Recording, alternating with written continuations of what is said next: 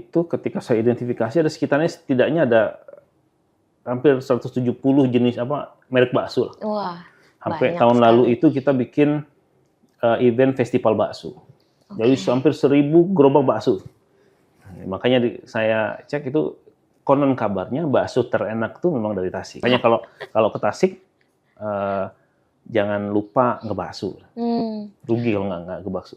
Saya udah nambah hampir 5 kilo nih, Pak. Gara-gara ngebakso, Pak. Satunya.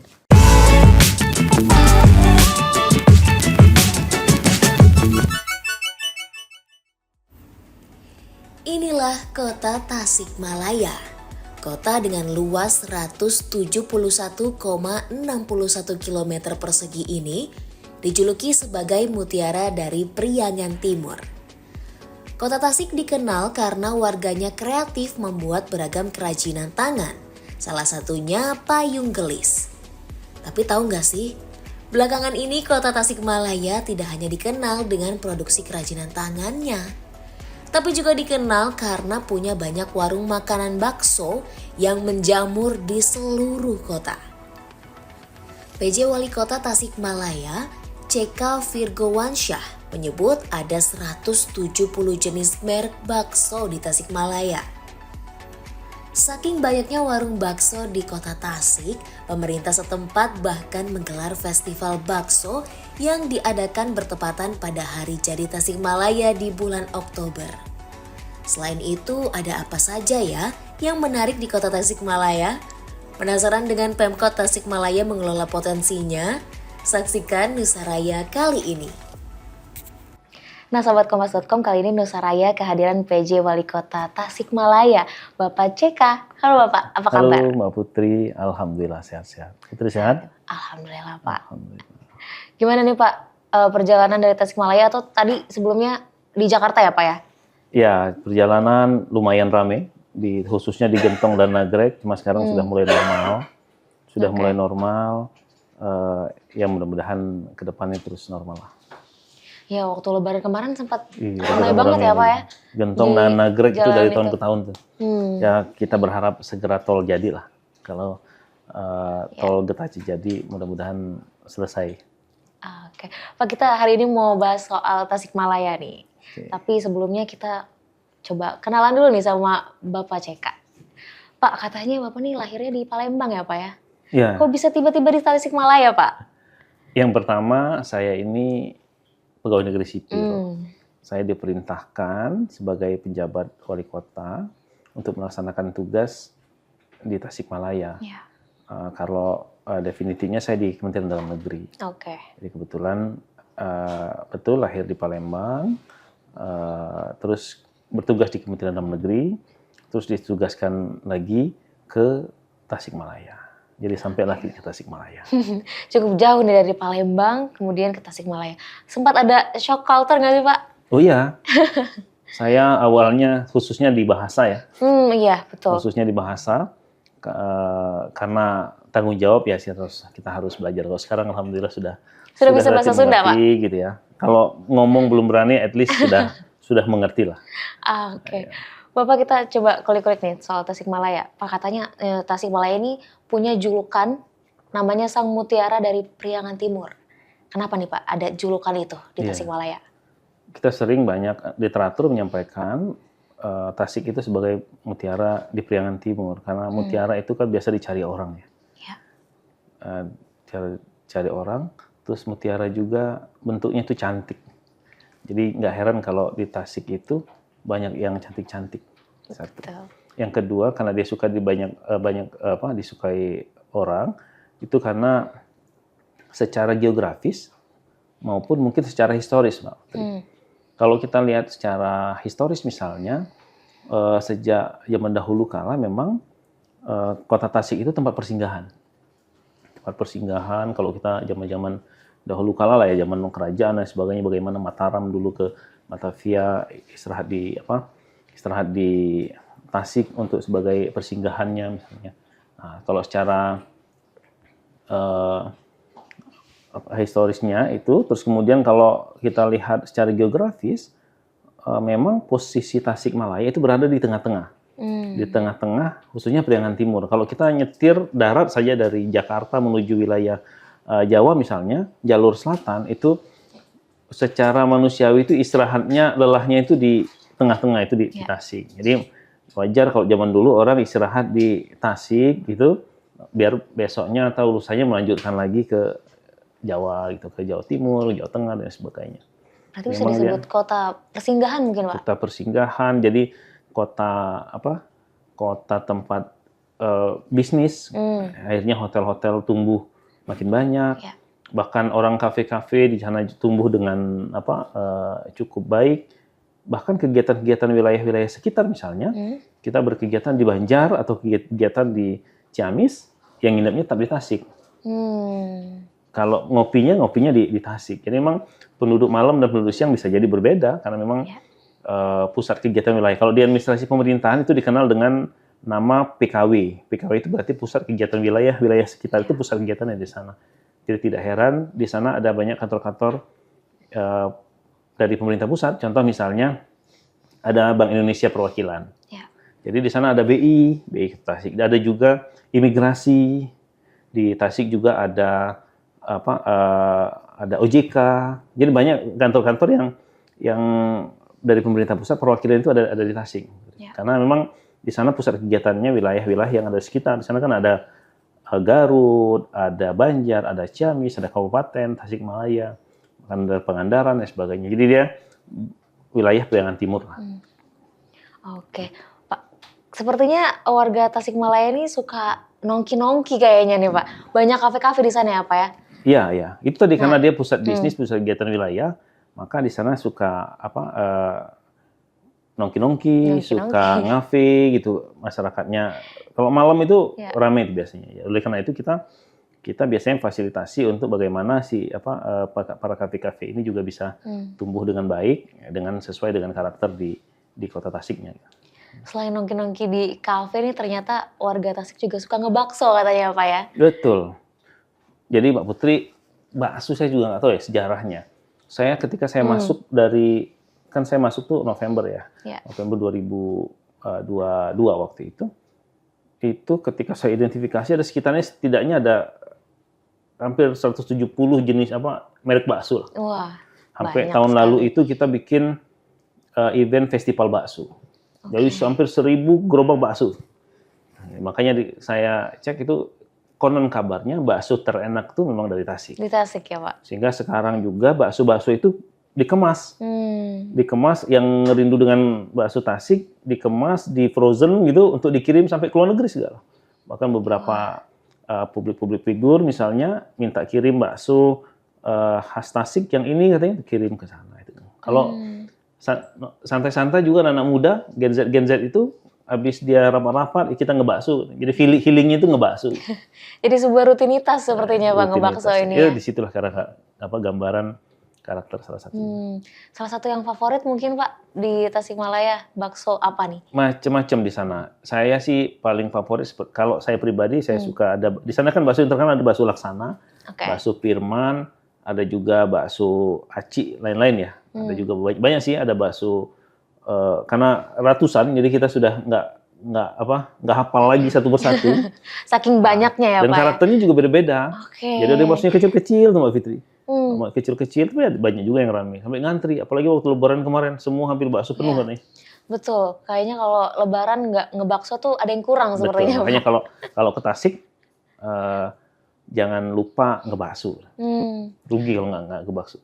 Saya udah nambah hampir 5 kilo nih Pak. Gara-gara ngebakso Pak. Satunya.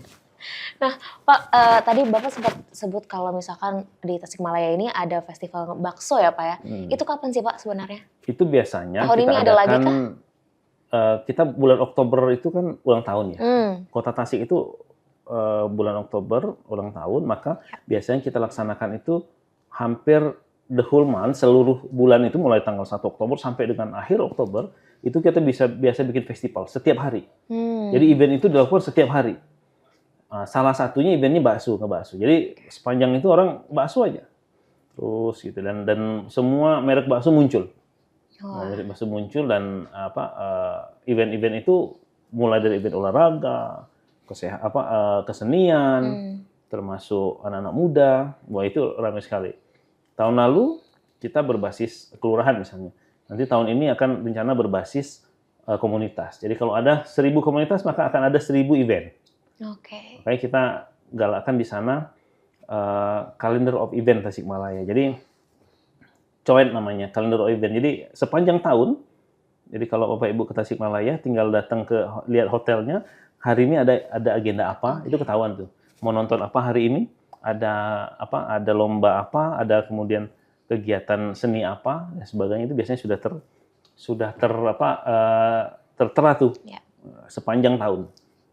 Nah, selain bakso, kayaknya yang sangat menjadi perhatian nih soal kerajinan nih Pak di Tasikmalaya. Ternyata ada yang go internasional.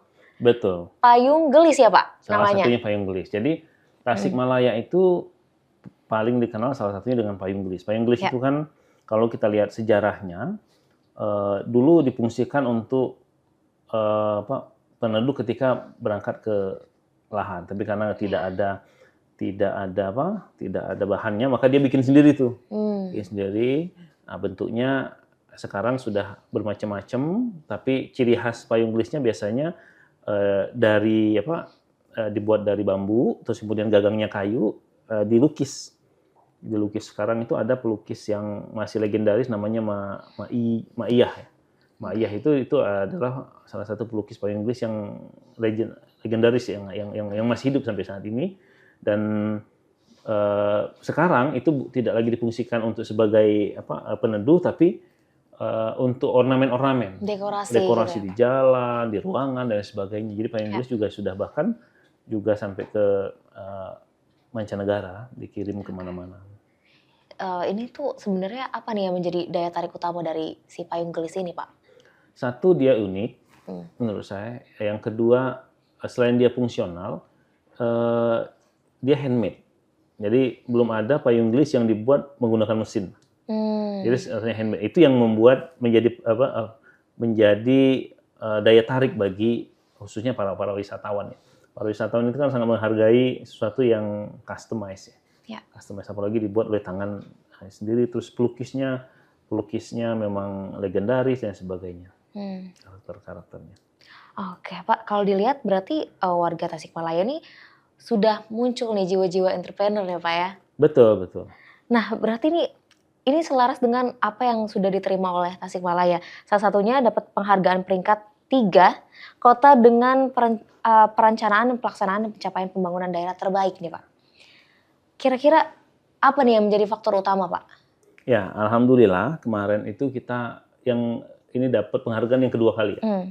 Jadi tahun lalu kita juga dapat salah satu besar di Jawa Barat. Sekarang baru kemarin kita dapat yang 3. Bagaimana perencanaan itu tidak hanya sesuai dengan kebutuhan, tapi juga berdampak.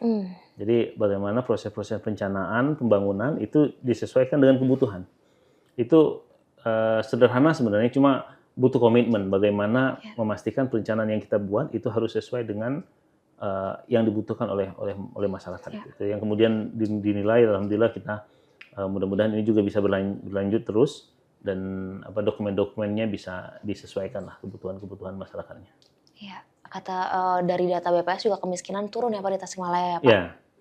Ya alhamdulillah. Kalau kita lihat di sini Mbak Putri, sejak saya masuk di Tasikmalaya tahun November 2022, saya langsung mencanangkan, selain menjalankan pemerintahan, saya fokus pada 5 program prioritas. 5 program prioritas itu, yang pertama itu terkait dengan kemiskinan, yang kedua itu terkait dengan pengangguran, yang ketiga terkait dengan stunting, yang keempat itu terkait dengan persampahan, yang kelima itu terkait dengan inflasi, penanganan inflasi. Dan dari 5 itu, salah satunya kemiskinan. Jadi tidak heran kalau kemiskinan merupakan yang saya kejar pertama nih. Jadi alhamdulillah dari data BPS kemarin, kemiskinan dari 12,72 tahun lalu, data BPS terakhir kemarin sudah keluar dengan data 11,53. Itu turun dengan delta kemiskinannya 9,06%. dan itu merupakan delta penurunan terbaik se-Indonesia. Wah. Alhamdulillah itu kerja keras dari seluruh masyarakat lah, seluruh elemen masyarakat. Dan kalau itu kita bisa pertahankan, saja, saya melihat berkaca di dunia misalnya, Deng Xiaoping itu menurunkan kemiskinan China tahun 1950 itu menurunkan 1% saja, maka dia bisa menjadi the great China seperti sekarang. Kalau kita bisa konsisten saja, maka suatu saat 10 tahun lagi tidak akan ada orang miskin lagi di Kota Tasik. Tapi dengan catatan konsistensi itu. Ya, walaupun tidak menjadi yang terbaik setiap tahun deltanya, tapi setidaknya konsisten. 9%, maka suatu saat 100% pasti akan hilang. Ya. Itu dari sisi penurunan data kemiskinan. Oke, kira-kira upayanya nih apa aja nih Pak? Mungkin dari Pemkot sendiri ada upaya-upaya tersendiri, program-program tersendiri dari Pemkot? Ya, yang pertama Mbak Putri, kan kalau kita lihat kemiskinan itu kan ada dua hal yang selalu dilihat oleh BPS. Satu, pengurangan beban. Yang kedua itu terkait dengan peningkatan pendapatan. Jadi kalau kita nggak bisa kurangin bebannya, maka tingkatkanlah pendapatannya sehingga dia bisa lebih mampu. Atau kurangi bebannya. Jadi program pemerintah harusnya mengarah ke dua hal itu saja. Kalau dua-duanya bisa sekaligus jauh lebih baik. Kalau dari Kota Tasik, kita mengejarnya yang pertama pengurangan beban misalnya. Pengurangan beban itu kita kemarin melancarkan program yang namanya Kelurahan on Mobile. Kelurahan Mobile itu bisa mendeteksi data kemiskinan by name by address.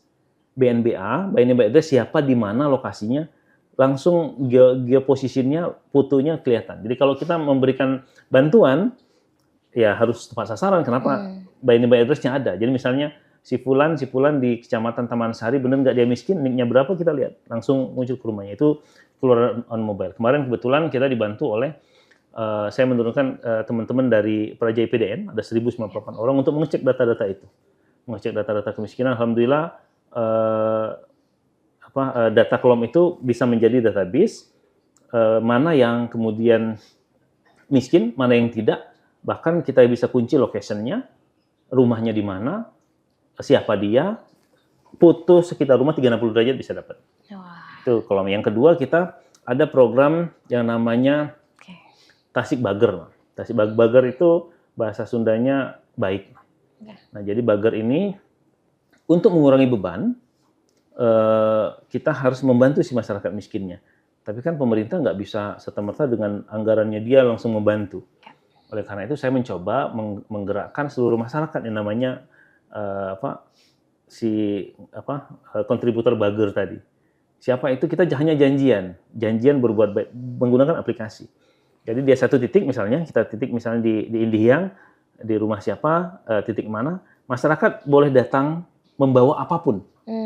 Barangnya tidak harus baru, membantu si Fulan tadi misalnya, di titik itu, janjian kita datang serahkan sendiri. Jadi kita tidak menerima transferan, kita juga tidak menerima titipan barang, jadi masyarakat yang punya barang yang ingin dibantu tadi, dia serahkan sendiri. Dan itu dilaksanakan di hari Rabu biasanya. Jadi setiap Rabu sejak tahun lalu itu kita sudah muter tuh ke ini namanya Tasik Bager. Jadi masyarakat udah tahu kalau Tasik Bager nih. Jadi hari ini ada kursi roda yang nggak kepake di rumah, dia bisa bawa ke sana. Kalau memang dibutuhkan kursi roda. Di aplikasi sudah dideteksi kan dia butuhnya apa. Karena misalnya butuh tas sekolah, ada yang sisa yang nggak kepake bisa diantar ke sana. Dan rasakan sendiri itu. Itu yang dari sisi Bager. Kita juga punya Bakul Tasik, Mbak. Nah, Bakul Tasik ini agak unik nih, Mbak Putri. Bakul Tasik ini program yang dia memanfaatkan SOP hotel. Jadi hotel itu kan kalau dia pukul 6 mulai breakfast, maka dia akan berhenti stopnya itu di pukul 10. Maka 10 close Bakul Tasik, close breakfast, terus kemudian makanan tidak boleh disajikan kembali untuk siang. Makanan itu juga tidak boleh dibawa pulang oleh karyawannya. Nah, itulah kita manfaatkan, kita jemput makanannya di dalam box, kita jemput, terus kita antar ke masyarakat miskin sekitar. Jadi masyarakat miskin sekitar itu diberikan makanan setiap hari. catatannya. Jadi bukan program hanya sekali kegiatan terus hilang, tapi setiap hari diberikan makanan tuh. Pakai label hotelnya, kita jemput dari dari relawan dari dinas sosial, terus antar ke masyarakat miskin.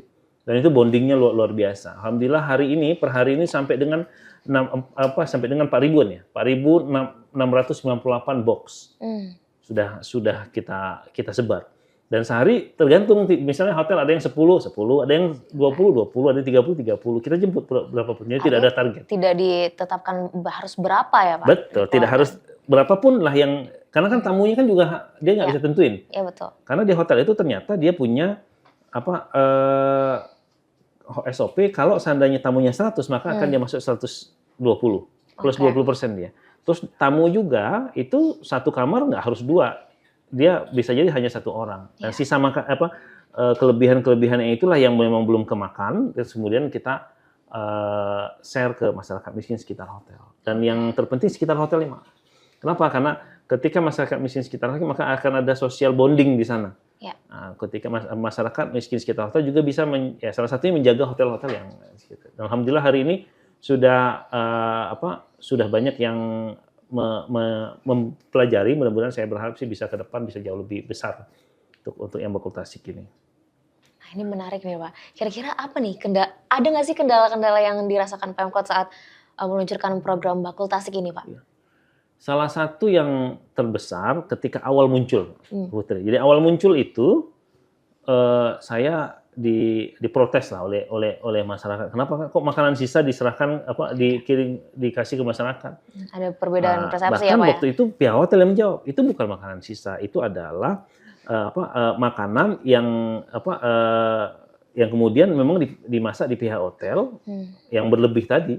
Bukan kemudian sisa di piring, bukan. Itu adalah makanan yang berlebih yang kemudian kita jemput dan diserahkan ke masyarakat miskin. Nah, terus kemudian berapa anggaran yang sudah disiapkan, pertanyaannya. Dan ini saya jawab, ini tidak menggunakan APBD. Anggaran pemerintah tidak keluar sama sekali untuk ini, karena ini adalah sumbangsi dari para pihak hotel maupun restoran tadi. Ada sekitar 9 hotel dan 7 restoran yang sudah berpartisipasi, dan itu yang perlu menjadi catatan setiap hari. Jadi nggak ada jadwal khusus ya Pak setiap hari? Setiap hari. Jadi setiap hari itu dikirim makanan itu. Jadi pihak hotel pun kan tamunya setiap hari. Dia masak setiap hari. Iya betul. Dan makanannya pun bisa kita kirim setiap hari. Dan mudah-mudahan ini bisa membesar terus. Bayangkan kalau seandainya Kota Bandung atau di Jakarta deh, ada 1.000 hotel yang ada di Jakarta. Berapa banyak orang miskin yang bisa makan setiap hari dari pihak hotel. Kalau hotel sudah bergerak kira-kira.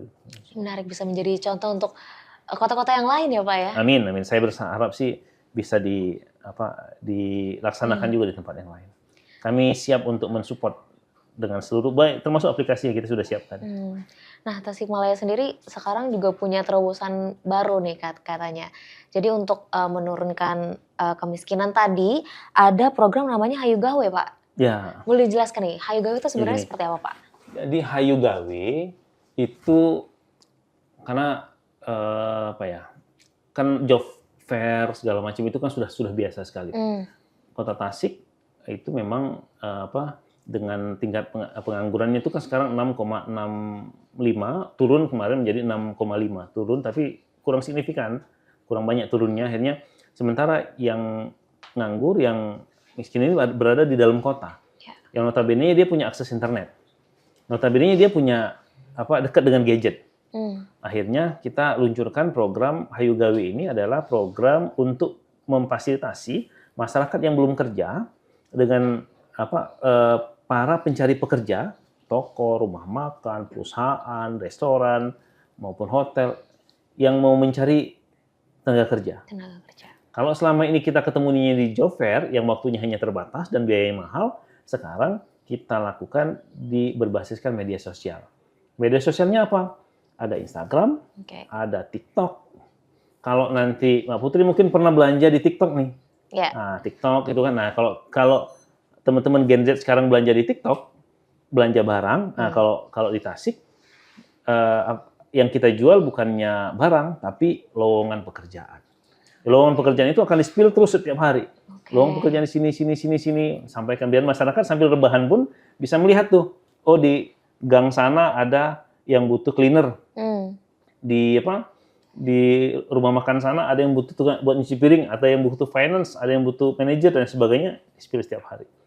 Nah, tugasnya Dinas Tenaga Kerja adalah muter tuh, datengin setiap toko, restoran, perusahaan, rumah makan tadi, muter untuk di-spill, untuk disampaikan ke pemirsanya dia, si Hayu Gawe. Alhamdulillah hari ini cukup ramai, masyarakat cukup dengan, bahkan mungkin beberapa masyarakat kabupaten pun sudah mulai melihat, kan hanya dari rumah sambil rebahan sudah bisa lihat cari kerjaan ya Pak ya. Jadi cari kerjaan nggak harus bikin profile terlebih dahulu, bikinin terlebih dahulu, datangin kantornya seperti zaman-zaman film-film zaman dulu kan begitu kan, pakai dasi ini terus jalan pakai bawa map gitu ya Pak ya. Bawa map gitu kan. Nah, sekarang cukup dengan di rumah sambil rebahan, sambil berjalan sudah bisa kita cari ini, dan ini kita lakukan setiap hari.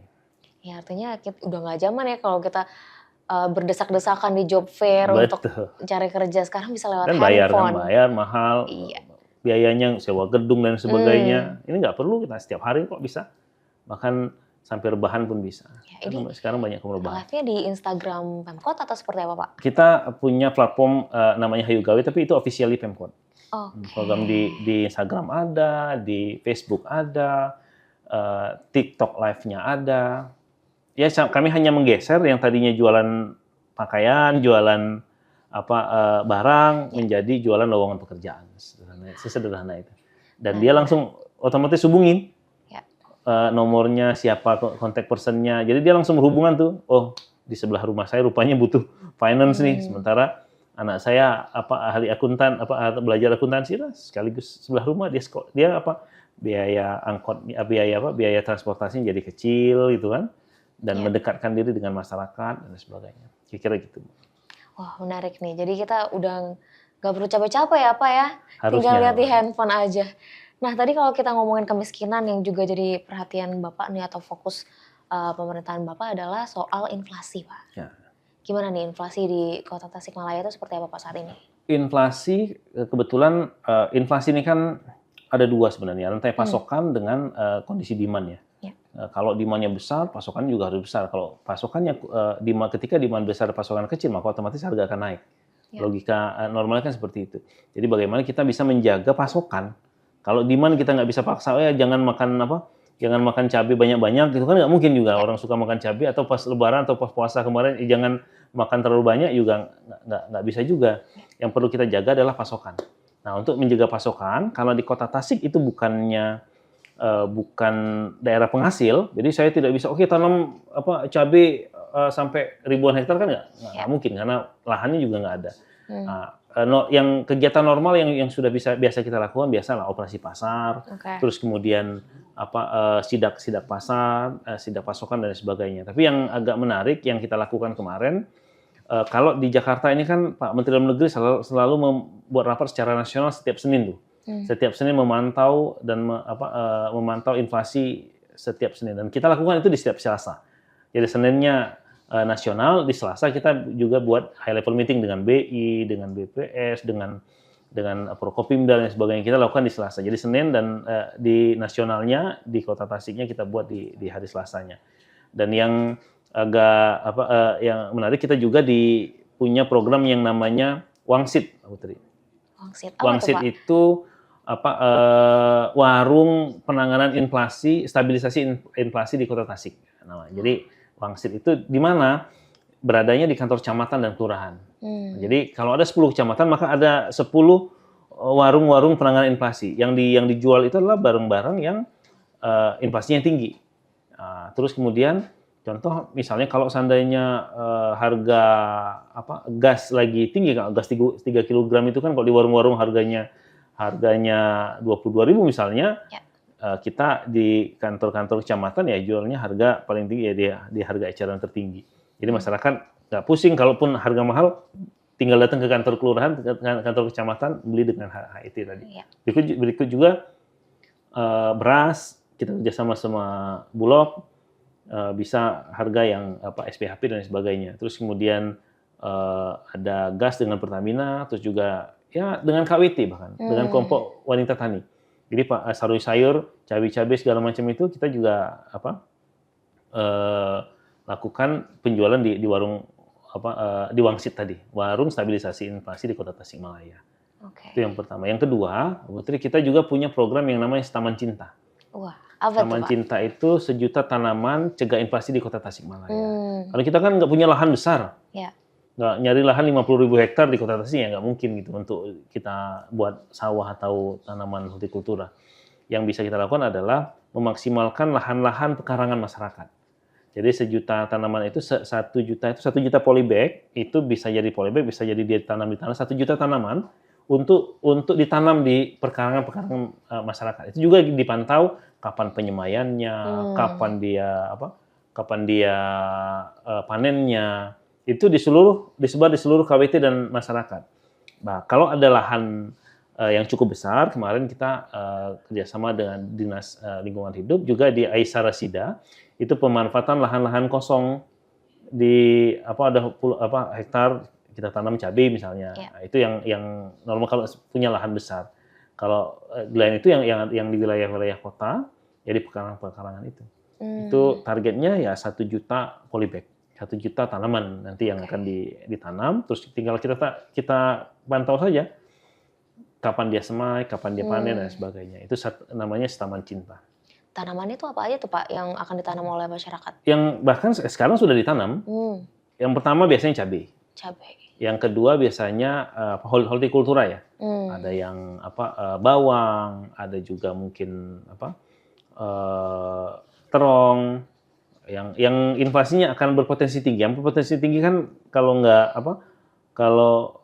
cabai, ya biasanya bawang merah. Kalau bawang putih kan kita impor ya. Bawang merah, terus kemudian hortikultura lainnya. Yang paling ini sih bawang dengan cabai. Dengan cabai ya. Kira-kira hasilnya itu akan terserap ke masyarakat aja atau apakah nantinya dikelola lagi nih oleh Pemkot?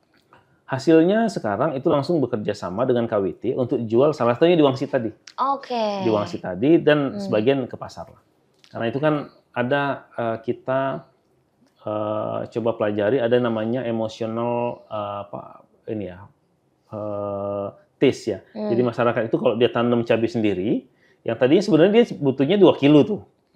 2 kilo Putri. Biasanya kita 2 kilo per hari. Tapi karena tanaman cabai sendiri, walaupun cuma dapatnya 1 kilo, maka itu makanan sudah berasa pedas. Nah, itu yang mau kita kejar. Jadi kalau ditanya Mbak Putri, kalau tanaman cabai sendiri, pedas nggak? Oh, pedas makanannya. Kenapa? Karena cabai sendiri.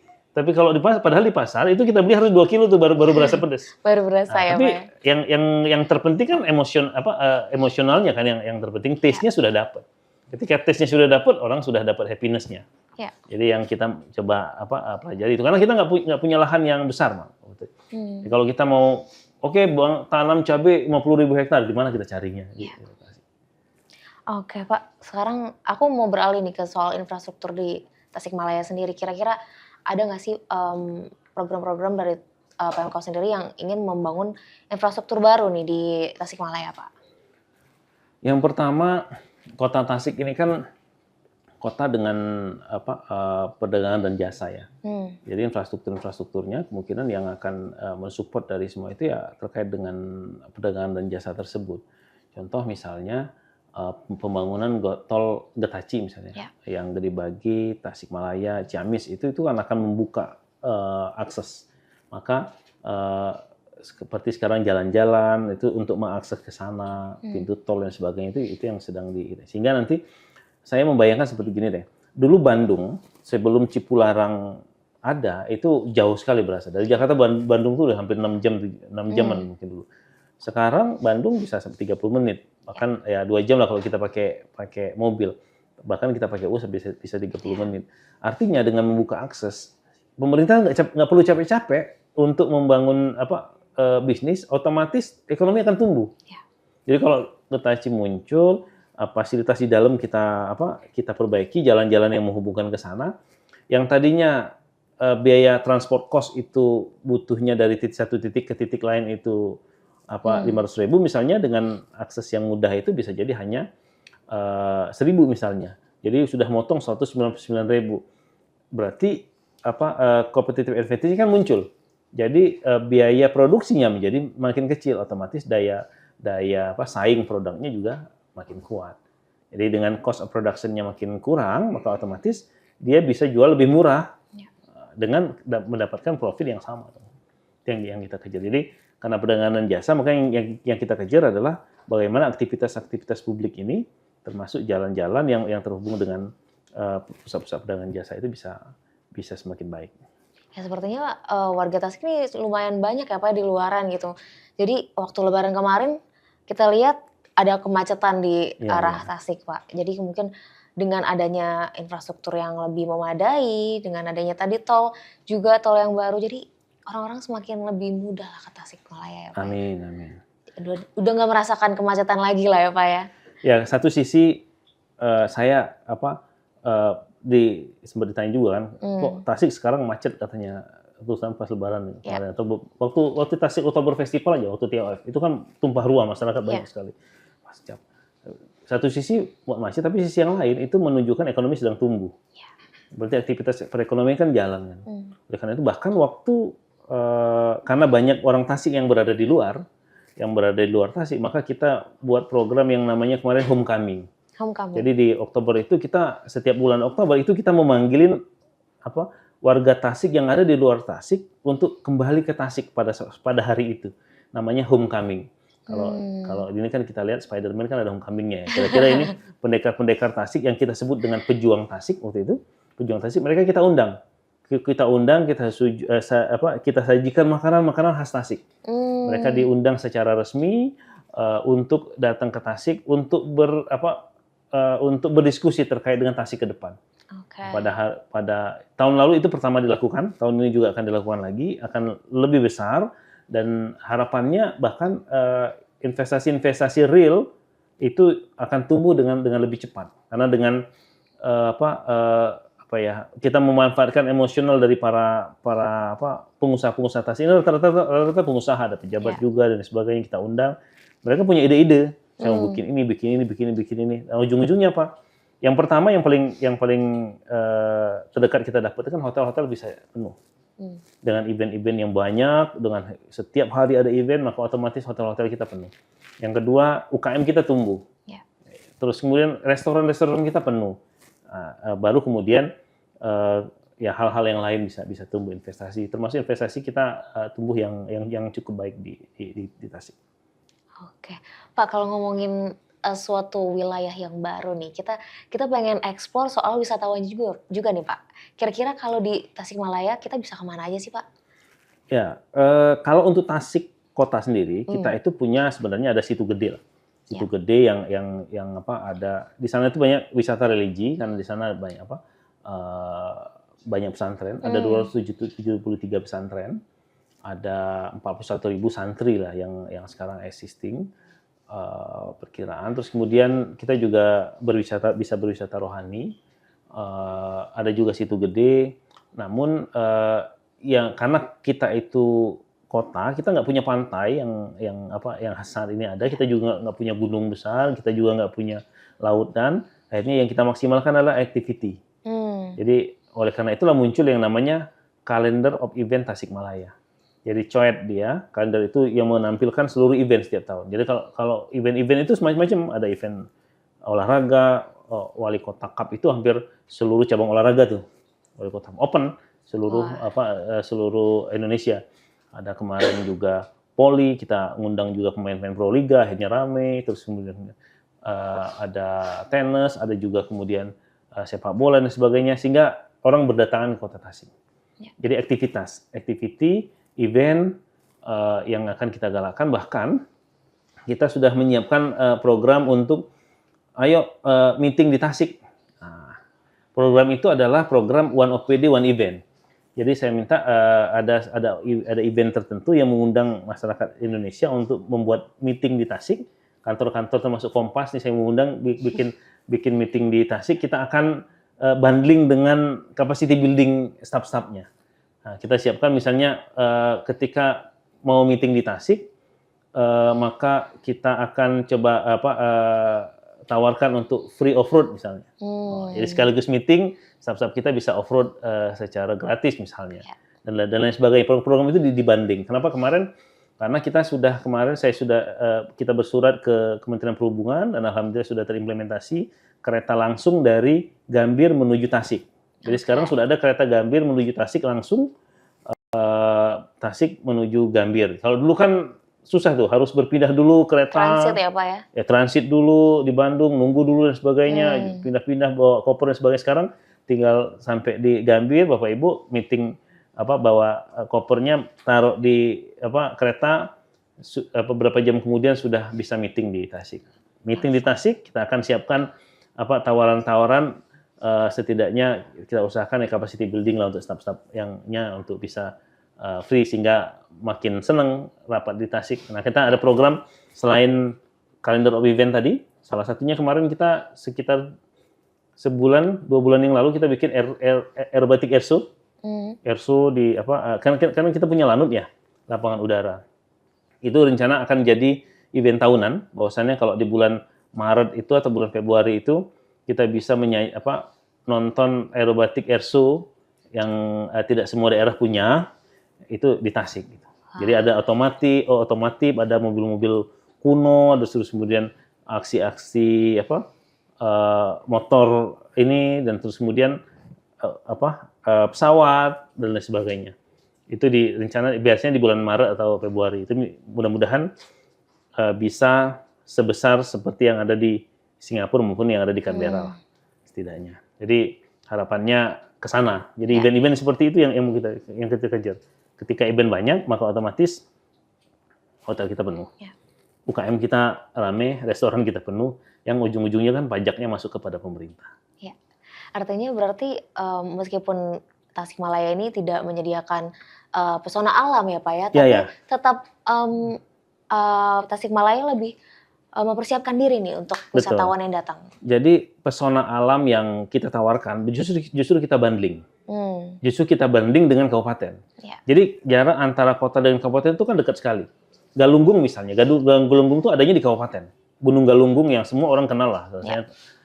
Gunung Galunggung itu jaraknya hanya 30 sampai dengan 40 menit itu dari kota.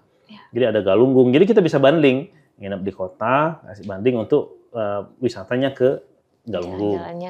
Terus lagi ada juga namanya negeri di atas awan. Namanya Bukit Panjang Rayan. Panjang Rayan itu ya nggak kalah lah dengan daerah-daerah negeri. Jadi kalau seandainya Bapak Ibu teman-teman datang ke Tasik, jangan lupa ke Panjang Rayan. Jangan-jangan yang ada di sini yang asli Tasik pun nggak tahu tuh ada negeri di atas awan di Kecamatan Sukaraja di kabupaten. Jaraknya hanya 25 menit dari kota. Jadi dari kota itu hanya 25 menit sudah sampai ke negeri di atas awan itu. Dan memang datangnya harus pagi, kan awannya belum turun kan, pas turun kita di atas awan. Nah, itu yang titiknya. Berikut juga kita juga punya di kabupaten itu agak sekitar 50 menitan, itu ada kampung asli Sunda.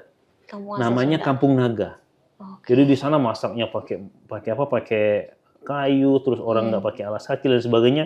Semua kehidupannya sangat tradisional. Bahkan jumlah penduduknya pun kalau nggak salah tidak lebih dari 100. Jadi kalau lebih dari 100 dia harus keluar dari kampung itu. Yaitu Kampung Naga dia letaknya di kabupaten, cuma biasanya nginepnya di kota untuk mengakses itu. Jadi kita banding. Makanya dari kemarin kita juga sudah komunikasi dengan PT KAI untuk bagaimana orang turun di stasiun Tasik itu langsung dibanding mau naik Galunggung kah, mau main off-road kah. Off-road ada 2, off-road yang ada di dalam kota untuk pemula, off-road yang profesional itu ada di kabupaten di Uruk juga sudah level nasional. Jadi ada juga yang banding ke Panjang Rayan, ke negeri di atas awan, atau mungkin banding tiga-tiganya. Nah, jadi kami sedang menyiapkan program One OPD One Event itu, satu perangkat daerah itu melaksanakan satu kegiatan sifatnya nasional, mengajak rapat meeting-meeting di Kota Tasik dengan dibanding wisata-wisata tadi.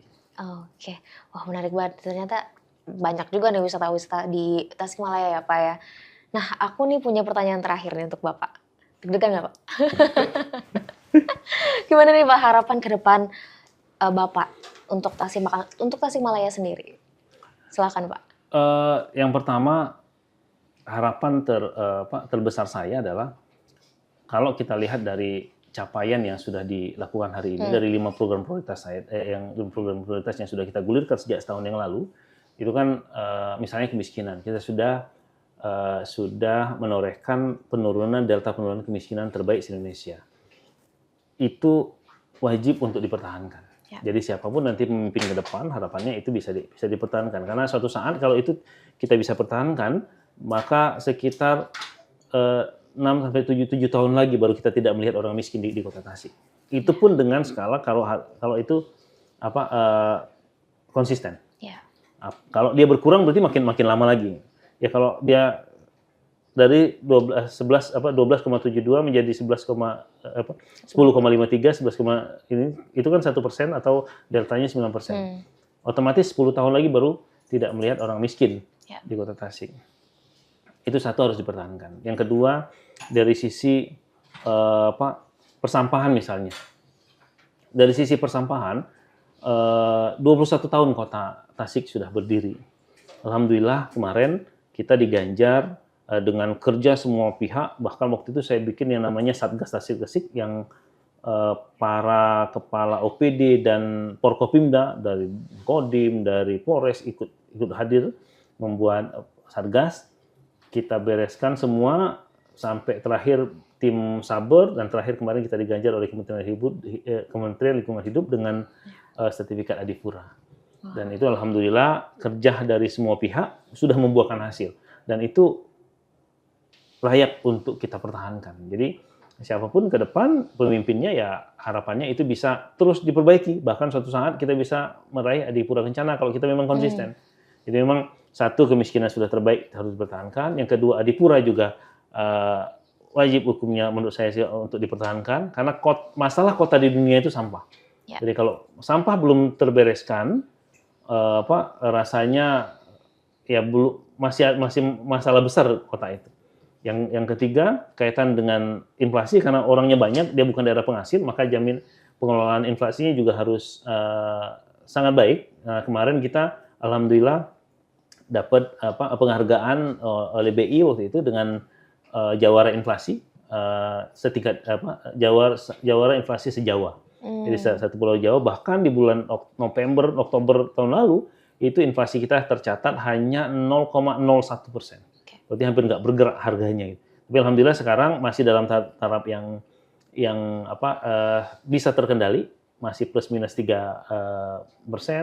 Kita di 2,84 year-on-year-nya, saya kira mudah-mudahan ini bisa tetap dipertahankan. Jadi kemiskinan harapannya bisa dipertahankan, dari sisi kebersihan juga bisa dipertahankan, harapannya bisa dipertahankan dengan Adipuranya. Terus kemudian dari sisi inflasi juga, penanganan inflasi juga perlu dipertahankan, apalagi dengan wangsit tadi gitu kan. Ya. Yang berikutnya terkait dengan stunting juga kita turunkan dengan kita punya program yang namanya One ASN One Anak Stunting. Satu ASN, satu anak stunting. Jadi kalau ada 7.000 ASN maka harusnya dia 7.000 anak stunting yang di ini. Jadi dia kayak seperti orang tua asuh. Okay. Dan dia ketika dia sudah berhasil, maka setiap ASN, setiap Senin itu diumumkan. Maka dia berhak untuk mendapatkan PIN. PIN orang tua yang sudah berhasil mengentaskan anak asuhnya jadi di luar, lepas dari stunting. Dia berhak menggunakan PIN. Nah, PIN itu bisa dipasang. Jadi kalau ASN belum pakai PIN, berarti dia belum anak asuhnya belum lepas dari stunting. Jadi kalau saya meeting, saya rapat, saya tanya kenapa belum anak stunting ya? Ya mungkin ada masalah dan sebagainya. Itu perlu kita treatment. One ASN, one anak stunting. Kita juga ada program lain untuk stunting. Nah, dan yang paling terakhir kemarin kita galakkan program untuk gerakan mendekatkan diri dengan masyarakat. Kalau selama ini kan susah menghubungi wali kota bagaimana, susah menghubungi pejabat bagaimana, kita gulirkan kemarin program yang namanya GICI. Kalau anak muda sekarang, ayo GICI. Kalau zaman dulu bilangnya tim reaksi cepat lah. Kalau sekarang anak-anak muda sekarang sebutnya GICI. Makanya kita gulirkan kemarin namanya GICI 112. Jadi itu layanan 24/7 untuk layanan kedaruratan. Jadi layanan kedaruratan ini dari semua sektor. Salah satunya misalnya ada kedaruratan bencana, ada kedaruratan banjir misalnya, atau ada kedaruratan kesehatan, ada yang melahirkan, ada yang ini segala macam, bisa tinggal telepon GC 112. Nomornya 112, dan ini langsung disiapkan oleh di Dinas Kominfo untuk langsung terhubung dengan OPD-nya. Jadi kalau ada tumpukan sampah misalnya, tumpukan sampah tinggal telepon, paling lama 1 kali 24 jam sampah itu sudah harus hilang. Kalau enggak ya jadi catatan dia di sana. Jadi sub atau enggak belum subnya dia sudah kedetek dia di aplikasinya. Jadi masyarakat juga bisa mantau. Kami sudah lapor ada dampak nggak 1 kali 24 jam. Itu namanya GC. Bahkan kemarin itu masyarakat banyak yang telepon terkait dengan masalah-masalah yang receh-receh.